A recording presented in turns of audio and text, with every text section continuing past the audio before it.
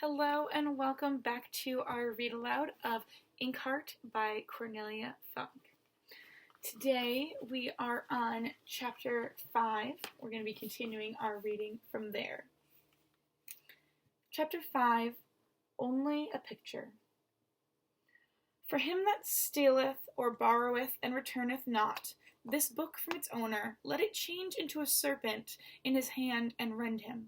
Let him be struck with palsy and all his members blasted. Let him languish in pain, crying aloud for mercy. And let there be no surcease to this agony till he sing in dissolution. Let bookworms gnaw his entrails, and when at last he goeth to his last punishment, let the flames of hell consume him forever. Excerpt from Curse on Book Thieves from the Monastery of San Pedro, Barcelona, Spain. Chapter 5, Only a Picture. They had unwrapped the book. Maggie saw the brown paper lying on a chair. Neither of them noticed that she had come in. Eleanor was bending over one of the reading desks with Mo beside her. They both had their backs to the door. "Amazing! I thought there wasn't a single copy left," Eleanor was saying. "There are strange stories about this book going around. A second-hand dealer, from whom I buy quite often, told me that 3 copies were stolen from him a few years ago. All on the same day, too. And I've heard much the same story from 2 other booksellers." "Really? Yes, very strange," said Mo. But Maggie knew his voice well enough to know that he was only pretending to be surprised. "Well, anyway, even if this wasn't a rare book, it means a lot to me, and I'd like to be sure it's in safe hands for a while, just till I come back for it." "All books are in safe hands with me," replied Eleanor, sounding cross. "You know that. They're my children, my inky children, and I look after them well. I keep the sunlight away from their pages. I dust them and protect them from hungry bookworms and grubby human fingers. This one shall have a place of honor, and no one will see it until you want it back. I don't really welcome visitors to my library. They just leave fingerprints and stray hairs in my poor books. Anyway, as you know, I have a very expensive burglar alarm system." "Yes, that's extremely reassuring." Mo's voice sounded relieved. "Thank you, Eleanor. I really am most grateful. And if anyone comes knocking at your door in the near future asking about the book, please, will you make out you've never heard of it? All right?" "Of course. I'd do anything for a good bookbinder, and anyway, you're my niece's husband. I really do miss her sometimes, you know. I expect you feel the same. Your daughter seems to be getting along all right without her, though." "She hardly remembers her mother," said Mo quietly. "Well, that's a blessing, wouldn't you say? Sometimes it's a good thing we don't remember things half as well as books do. But for them, we probably wouldn't know anything for very long. It would all be forgotten. The Trojan War, Columbus, Marco Polo, Shakespeare, all the amazing kings and gods of the past." Eleanor turned around and froze. "Did I fail to hear you knock?" she asked, staring so angrily at Maggie that Maggie had to summon up all her courage not to turn around and slip quietly and quickly back out into the hall. "How long have you been there, Maggie?" asked Mo. Maggie stuck her chin out. "She can see it, but you hide it away from me," she said. Attack, she knew, is the best form of defense. "You never hid any book from me before. What's so special about this one? Will I go blind if I read it? Will it bite my fingers off? What terrible secrets are there in it that I shouldn't know?" "I have my reasons for not showing it to you," replied Mo. He looked very pale. Without another word, he went over and tried to lead her to the door, but Maggie tore herself away. "Pig-headed, isn't she?" remarked Eleanor. "It almost makes me like her. Her mother was just the same, I remember. Come here." She stepped aside and beckoned Maggie over. "Look, you can see there's nothing very exciting about this book, at least not to you. But see for yourself. We're always most likely to believe the evidence of our very own eyes, or doesn't your father agree?" She cast Mo an inquiring look. Mo hesitated, then resigned himself and nodded. The book was lying open on the reading desk. It didn't seem particularly old. Maggie knew what really old books looked like. She had seen books in Mo's workshop with their pages spotted like leopard skin and almost as yellow. She remembered one with a binding that had been attacked by woodworms. The traces of their jaws had looked like tiny bullet holes, and Mo had gotten out his book block, carefully fixed the pages back together, then, as he put it, gave them a new dress. Such a dress could be made of leather or linen, it might be plain, or Mo might imprint a pattern on it with his tiny decorative stamps. And the paper was still so pale that every letter stood out clear and black. A narrow red bookmark lay between the open pages. The right-hand page had an illustration on it, showing women in magnificent dresses, a fire-eater, acrobats, and a man who looked like a king. Maggie turned the pages. There weren't many illustrations, but the first letter of each chapter was itself a little decorative picture. Animals sat on some of these initial letters, plants twined around others, one F burned bright as fire. The flames looked so real that Maggie touched them with one finger to make sure they weren't hot. The next chapter began with an N. An animal with a furry tail sat perched in this angle between the second and third strokes of the letter. No one saw him slip out of town, read Maggie, but before she could get any further with the story, Eleanor closed the book in her face. I think that'll do, she said, tucking it under her arm. Your father's asked me to put this book somewhere safe for him, and so I will. Mo took Maggie's hand again, and this time she followed him. Please forget that book, Maggie, he whispered. It's an unlucky story. I'll get you 100 others. Maggie just nodded. Before Mo closed the door behind them, she caught a last glance of Eleanor standing there, looking at the book lovingly, the way Mo sometimes looked at her when he put her to bed in the evening. Then the door closed. Where will she put it? Asked Maggie as she followed Mo down the corridor. Oh, she has some very good hiding places for such things, replied Mo evasively. But they're secret, as hiding places should be. Suppose I show you your room now? He was trying to sound carefree, and not succeeding particularly well. It's like a room in an expensive hotel. No, much better. Sounds good, murmured Maggie, looking around. But there was no sign of Dustfinger. Where had he gone? She had to ask him something, at once. That was all she could think of while Mo was showing her the room and telling her that everything was all right now. He just had to do his bookbinding work, then they'd go home. Maggie nodded and pretended to be listening, but her mind was full of the question she wanted to ask Dustfinger. It burned on her lips so fiercely she was surprised Mo didn't see it there. She even looked for him in Eleanor's bedroom, but however many doors in the huge house she opened, there was no sign of him. Finally, she was too tired to go on searching. Mo had gone to bed long ago, and Eleanor had disappeared into her own bedroom. So Maggie went to her room and lay down on the big bed. She felt very lost in it, like a dwarf. As if she had shrunk, like Alice in Wonderland, she thought, patting the floral sheets. Otherwise, she liked the room. It was full of books and pictures, and there was even a fireplace, although it looked as if no one had used it for at least 100 years. Maggie swung her legs out of bed again and went over to the window. Outside, it had fallen long ago, and when she pushed the window shutters open, a cool breeze blew on her face. The only thing she could make out in the dark was the gravel forecourt in front of the house. A lamp cast pale light over the gray and white pebbles. Mo's striped van stood beside Eleanor's gray car like a zebra lost in a horse's stable. Maggie thought of the house they had left in such a hurry, and her room there, and school, where her desk would have been empty today. She wasn't sure whether she felt homesick or not. She left the shutters open when she went back to bed. Mo had put her book box beside her. Weirdly, she took out a book and tried to make herself a nice nest in its familiar words, but it was no good. Again and again, the thought of that other book blurred the words. Again and again, Maggie saw that big initial letters before her, large, colorful letters surrounded by figures, whose story she didn't know because the book hadn't had time to tell it to her. I must find Dustfinger, she thought sleepily. He must be here somewhere. But then the book slipped from her fingers and she fell asleep. The sun woke her the next morning. The air was still cool from the night before, but the sky was cloudless, and when Maggie leaned out of the window, she could see the lake gleaming in the distance beyond the branches of the trees. The room Eleanor had given her was on the first floor. Mo was sleeping only 2 doors farther along, but Dustfinger had to make do with the attic room. Maggie had seen it when she was looking for him yesterday. It held nothing but a narrow bed surrounded by crates of books towering up to the rafters. Mo was already sitting at the table with Eleanor when Maggie came down to the kitchen for breakfast. But Dustfinger wasn't there.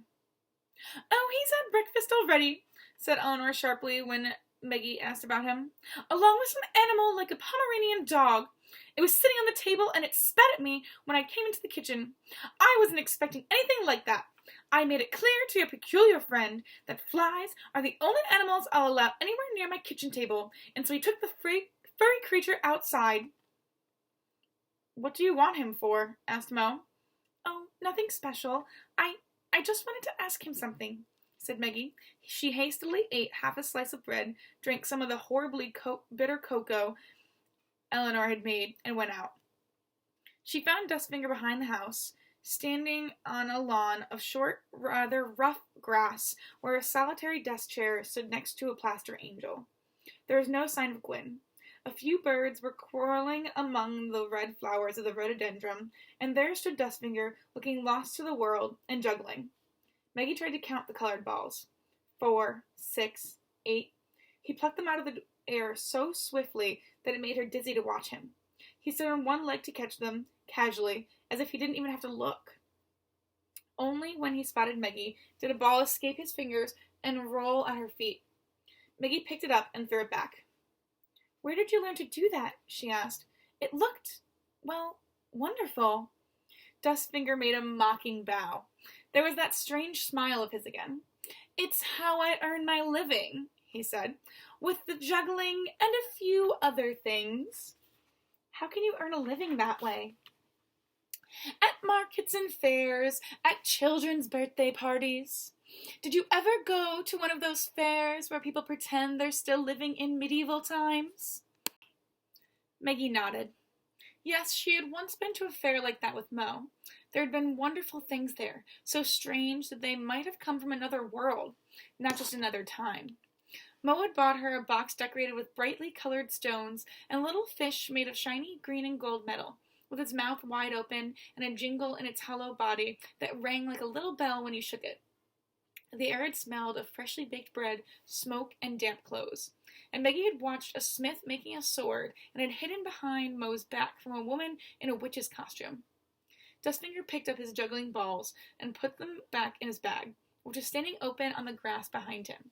Maggie went over to it and looked inside. She saw some bottles, some white cotton wool, and a carton of milk. But before she could see any more, Dustfinger closed the bag. "Sorry, trade secrets," he said. "Your father's given the book to this Eleanor, hasn't he?" Maggie shrugged her shoulders. "It's all right. You can tell me. I know anyway. I was listening. He's mad to leave it here, but what can I do?" Dustfinger sat down on the deck chair. His backpack was on the grass next to him, with a bushy tail spilling out of it.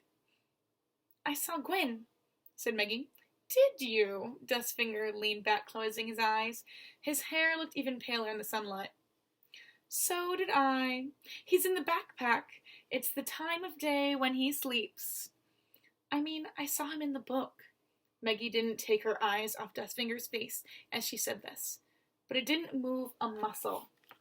His thoughts couldn't be read on his brow in the same way as she could read Mo's. Dustfinger's face was a closed book, and Maggie had the feeling that if anyone tried reading it, he would rap their knuckles.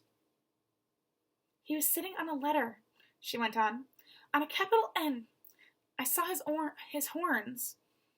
"Really?" Dustfinger didn't even open his eyes. "And do you know which of her thousands of shelves that book-mad woman put it on?" Maggie ignored his question. "Why does Gwyn look like the animal in the book?" she asked. "Did you really stick those horns on him?" Dustfinger opened his eyes and blinked up at the sun. Did I?" he inquired, looking up at the sky. A few clouds were drifting over Eleanor's house. The sun disappeared behind one of them, and its shadow fell across the green grass like an ugly mark. "Does your father often read aloud to you, Maggie?" asked Dustfinger. Maggie looked at him suspiciously. Then she knelt down beside the backpack and stroked Gwyn's silky tail. No, she said, but he taught me to read when I was 5. Ask him why he doesn't read aloud to you, said Dustfinger, and don't let him put you off with excuses. What do you mean? Maggie straightened up, feeling cross. He doesn't like reading aloud, that's all. Dustfinger smiled. Leaning out of the deck chair, he put one hand into the backpack. That feels like a nice full stomach, he commented. I think Gwyn had good hunting last night. I hope he hasn't been plundering a nest again. Perhaps it's just Eleanor's rolls and eggs. Gwyn's tail twitched back and forth, almost like a cat's. Maggie looked at the backpack with distaste. She was glad she couldn't see Gwyn's muzzle. There might still be blood on it.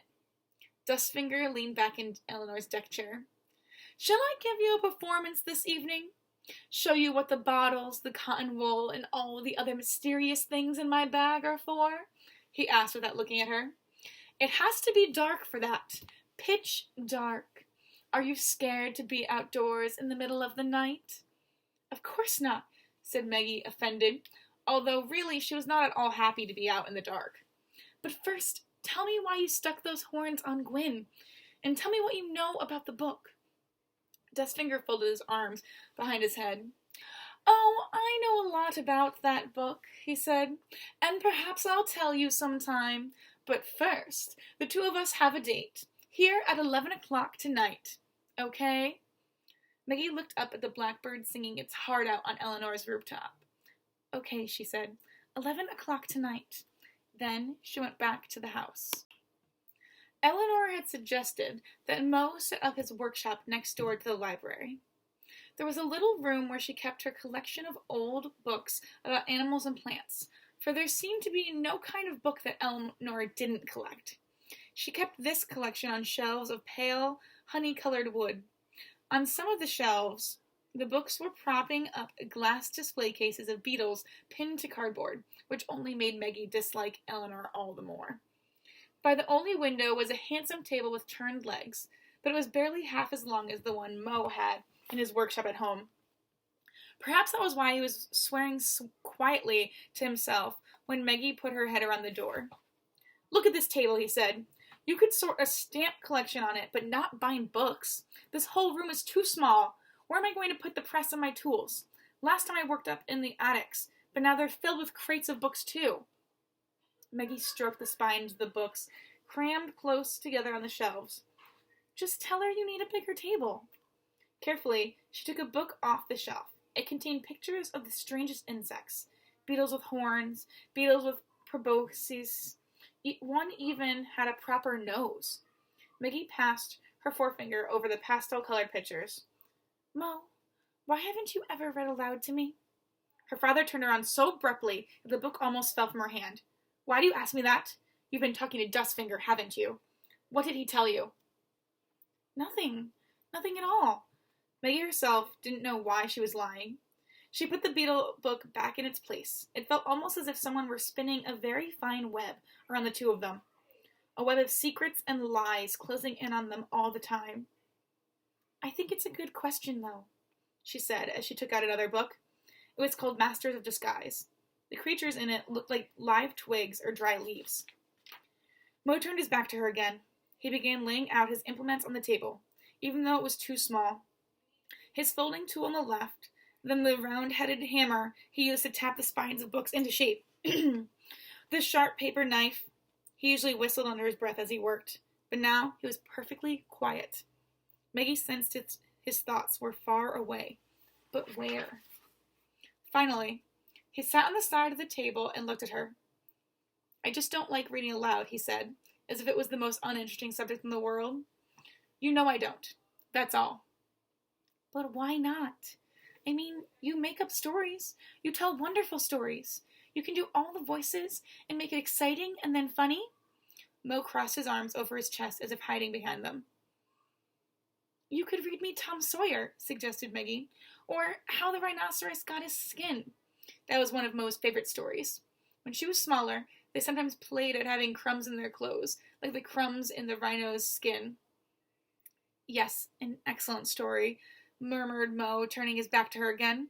He picked up the folder in which he kept his end papers and leafed absent-mindedly through them. Every book should begin with attractive end papers, he'd once told Meggie, preferably in a dark color, dark red or dark blue, depending on the binding. When you open the book, it's like going to the theater. First, you see the curtain.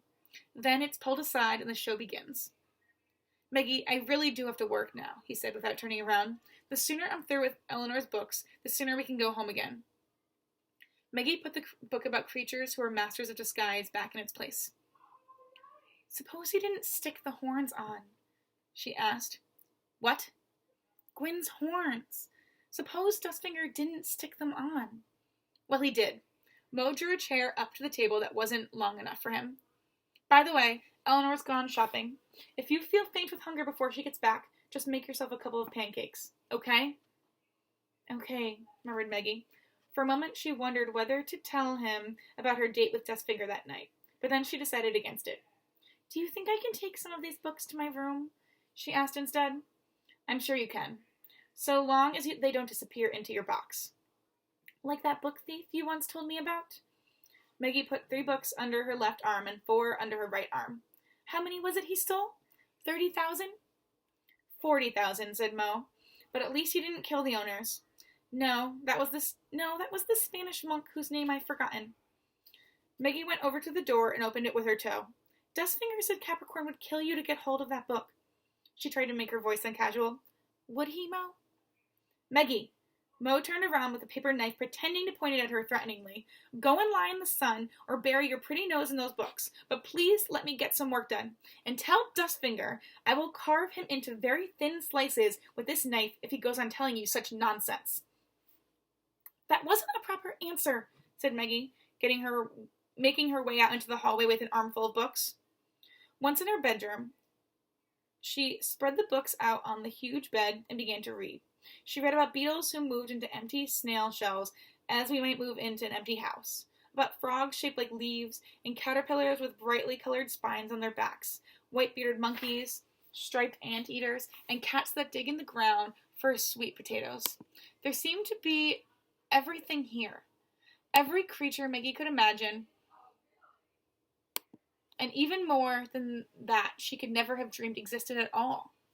But none of Eleanor's clever books said a word about martins with horns.